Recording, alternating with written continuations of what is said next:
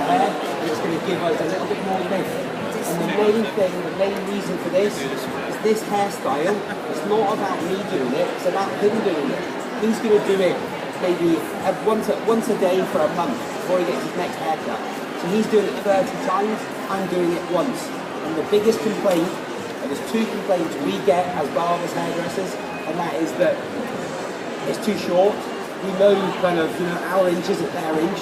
And the other one is, they look great, but I've never been able to recreate it. And that's because the emphasis is put on the styling and everything that we do, rather than making sure the fundamental structure of the haircut is correct. So, right, tilt your head back. This might make your eyes water, okay? Right.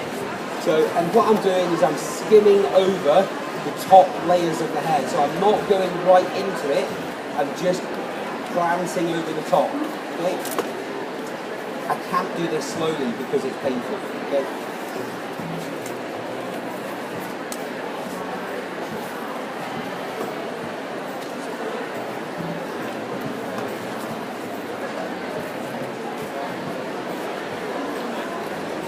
So we're going over the top layers. I'll keep those up, so we don't have to keep going in. Of course you can. This is an AMA razor, it's nothing special, but it's got a guard on it, okay? So, and just one thing about a guard as well. Do you have a razor? Stick your hand up, let me see. Okay, good, we've got a few. There's getting more, okay? This is something which baffles me at times, but think about how this works. There's your blade, there's your guard, and there's the hair.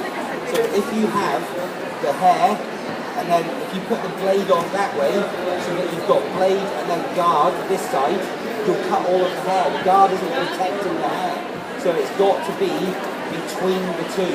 So you can see there that we've got hair, we've then got guard, we've then got blade outside. And a lot of the thing is people take a razor out and hack it and use it as it is, without being left or right-handed.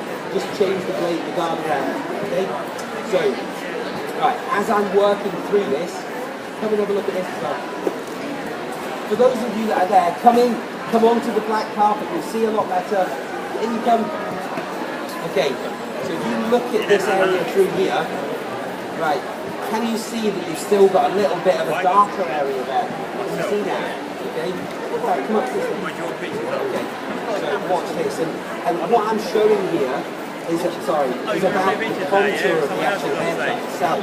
So that area there, okay, look bolder, you can see it a little bit bulbous and so on.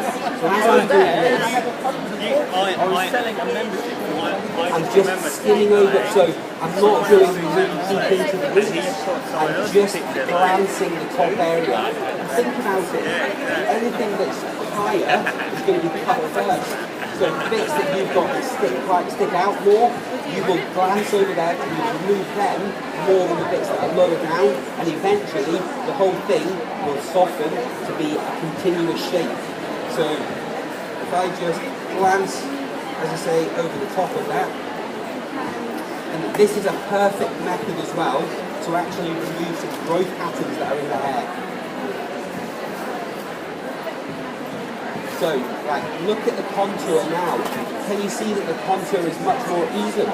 Yeah? And the reason this works, look at the ends of the hair now. Can you see that instead of them being club cut, they're actually club cut but then softened through. Now, I use thinning scissors. I can't say I'm a big fan of them, and the reason is one reason and one reason only. A pair of scissors is designed to cut hair in straight lines, okay? So, when you look at a pair of thinning scissors there, they've still got a straight blade on them. They're just not cutting all of the hair. And again, remember, this is only my opinion. So, when we are working with a pair of thinning scissors, what we're looking to do is we use thinning scissors to remove little lines in the hair and so on, things like that. Those lines are caused by the very thing I showed you on this side of the haircut, and that is that instead of the contour being perfectly balanced and then continuing around, what it does is it actually sits like that, and then you've got a little bit of, a bump or something, and you take that away with thinning scissors. But what do thinning scissors do? They only remove half of the problem. because instead of it being a full blade, it's only half a blade. Does that make sense? Because you're fixing part of the problem. If you can actually get that to be balanced